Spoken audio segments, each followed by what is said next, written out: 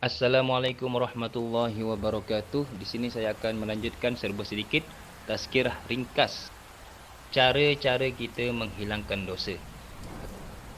Ada 5 cara untuk kita menghilangkan dosa.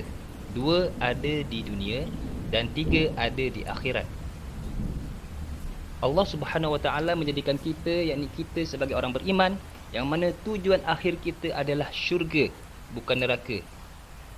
Namun dikarenakan kita adalah sebagai insan, sudah tentulah kita melakukan kesilapan dan kesalahan. Hal itu dapat menghalang kita daripada kita untuk masuk ke syurga.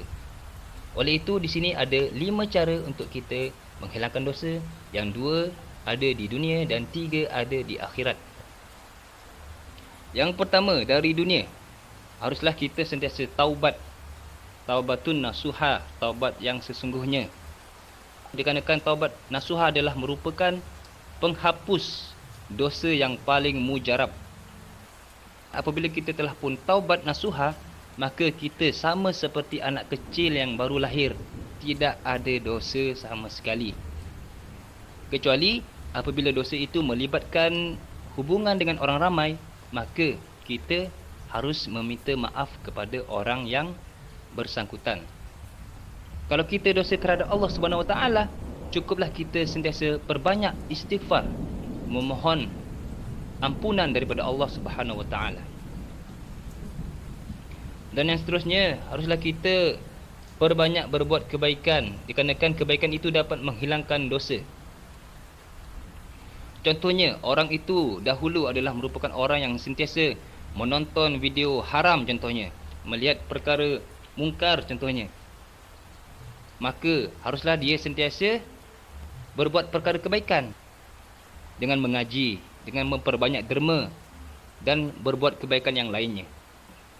Hal itu dapat menghilangkan dosa dan dapat meningkatkan, memberatkan amal kebaikan kita kelak di hari perhitungan.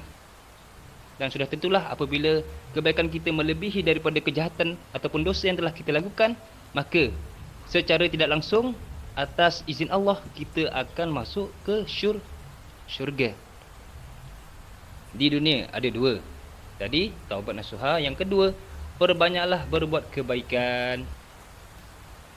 Dan apabila kita tidak sempat untuk bertaubat dan tidak sempat untuk berbuat kebaikan dan akhirnya kita mati, kita masih ada 2 peluang untuk kita masuk syurga. Yang pertama, apabila kita mendapat syafaat dari Nabi Muhammad sallallahu alaihi wasallam, dikarenakan dia dibantu oleh Nabi Muhammad sallallahu alaihi wasallam, akhirnya orang itu masuk syurga berkat syafaat dari Nabi Muhammad sallallahu alaihi wasallam. Jadi bagaimana cara untuk kita mendapatkan syafaat ataupun bantuan dari Nabi Muhammad sallallahu alaihi wasallam? Haruslah kita sentiasa perbanyak solawat. Perbanyak solawat kepada Nabi Muhammad sallallahu alaihi wasallam. Orang yang dikatakan kedekut, orang yang paling kedekut itu bukanlah orang yang punya harta tapi tidak membahagikan kepada orang lain. Bukanlah orang yang punya emas, punya berlian, punya harta yang banyak, tapi orang itu tidak memberikan kepada tetangganya, kepada saudara maranya. Tapi yang dikatakan orang yang kedekut itu adalah orang apabila nama Nabi Muhammad disebutkan, orang itu tidak bersolawat kepada Nabi Muhammad sallallahu alaihi wasallam. Jadi haruslah kita sentiasa perbanyak solawat kepada Nabi Muhammad. Setiap satu solawat yang kita lantunkan kepada Nabi Muhammad sallallahu alaihi wasallam, maka Allah akan membalas sebanyak 30 kali. 30 lipat. Yang 10 berupa kebaikan yang Allah akan berikan kepada kita. 10-nya lagi, dosa kita akan diampunkan oleh Allah. Dan 10 lagi, derajat kita akan dinaikkan oleh Allah Subhanahu Wa Taala. Cukup dengan satu salawat. Satu salawat Allah membalas dengan 30 kali lipat, iaitu salawat. Maka untuk mendapatkan syafaat ataupun bantuan dari Nabi Muhammad sallallahu alaihi wasallam ketika kita berada di padang mahsyar kelak, haruslah kita perbanyak solawat, dan dengan solawat itulah kita mendapat syafaat dari Nabi Muhammad sallallahu alaihi wasallam. Itu yang pertama di akhirat. Yang kedua apa? Apabila kita mendapat keampunan dari Allah Subhanahu wa taala. Walaupun contohnya orang itu berbuat kejahatan, orang itu berzina, orang itu minum arak, tapi di dalam hatinya masih ada secuil iman, maka Allah akan ampunkan dia. Tapi ingat, liman yasha, bagi orang yang Allah pilih sahaja. Jadi bukan semua orang. Liman yasha, bagi orang yang Allah pilih sahaja. Dan yang terakhir, last chance orang kata. Dan ini kita tidak mahu. Semua orang tidak mahu peluang yang terakhir ini.